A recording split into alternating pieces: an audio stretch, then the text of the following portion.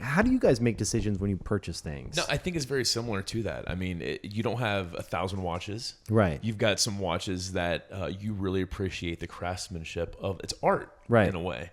And it's art that you really, really appreciate. I mean, when it comes to those hobbies, that's how I look at it. Or some hobbies I have that serve the things that I have actually serve a purpose. Like I snowboard, so all the stuff I have that goes along with that.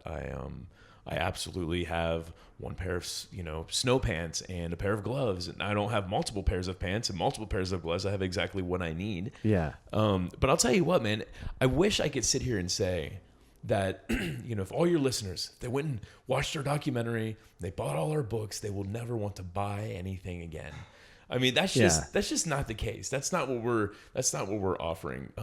I still, as one of the minimalists, I still enjoy buying stuff. I mean, it's still an impulse that I have been able to rein in, but I still have. Yeah. But man, I'll tell you, like when I hope there's a TMZ somewhere of you with like a Prada bag or something. Like that would be amazing. That'd be so good. Well, what's funny, man, is as the minimalist, everything we do is steeped in irony. I mean, it is, the irony is not lost with us. Like, when 2,000 people will show up at one of our events, or people who download our podcasts or whatever. Like, there's so many things steeped in irony with us. but what I was gonna say though about me still wanting to buy stuff is, I remember I have these pair of overalls that's like they're for snowboarding, and like going on the hunt for those. Like I really,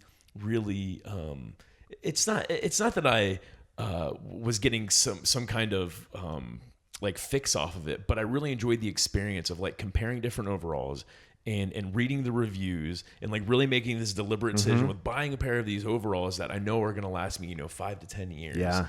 And finally getting it. And I remember like being on the mountain and wearing those for the first time. And it's crazy. Like I just didn't even realize until having this pair of overalls. Like I'm standing up on the mountain. I'm like, wow, like having comfortable equipment for going down a mountain on a snowboard, it is a game changer in a lot of ways. So we certainly do appreciate stuff, especially art, and there are many different crafts that I can definitely appreciate. But what it comes down to is what actually does add value to my life. Like Kevin, you're an awesome dude. And there are many, like, I love your house, man. There's a lot of things. I'm like, man, I would love to, have a really simple house like this. I mean, I know it's a big house, but it's a very simple home. I can tell that things are done very deliberately. But I could very easily be like, man, Kevin's a cool guy. I want to be like Kevin. I want to start collecting watches. And like, those are the things that I think we have to look out for. That's what I have to look out for, is really asking why do I have this impulse? If I act on this impulse, what is that going to do for me? What's it going to do for my household, the people around me? I think minimalism helps us to ask those maybe maybe not deeper questions, but extra questions. What prompts you? Like, when do you find that those come up? Are there certain times where you guys feel like, oh, I'm catching myself? Like, this is something that... Like, how do you teach people? I guess, like, obviously your books probably explain this, but how do you teach people? What's the first steps to get started? Well, I think the very first step is asking a question. And that question for me was, how might your life be better with less? And because it reframes it. It reframes in the way that you identify what the benefits are. Because getting rid of the stuff, like we talked about a moment ago, that's not the happiness. How might your life be better with less? Like, you'll answer that question differently from Jordan over there, different from Ryan, different from me.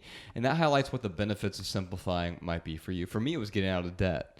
But then I uncovered all these other additional benefits, like improved relationships, because I started getting rid of toxic people in my life, or people who just didn't share the same values. Maybe they weren't toxic. Oh, but interesting. You can apply this to people too. Absolutely. I mean, I think it's equally important, right? But when it comes to like, what are the first steps? That's an important one. When it comes to bringing new things into my life, though, I have some sort of stop gaps there. We have something called the 30-30 rule. And so if something costs more than $30, I wait at least 30 hours to buy it. That's especially helpful with Amazon. Because it's so easy. And it's not that I don't have the money. I can blow $30 on something. But it makes me at least stop and say, okay, does this thing or will this thing add value to my life? Will it serve a purpose or bring me joy? And then also I'm asking myself, is this the best use of that $30? Because Right. maybe I can justify, yeah, it's going to add value to my life, but maybe there's a better use of this $30 or $100 or $2,000 or whatever it may be. Is this the best use of that money? And quite often the answer is no. Like, this is a good use of the money, but I'd rather do something else with it.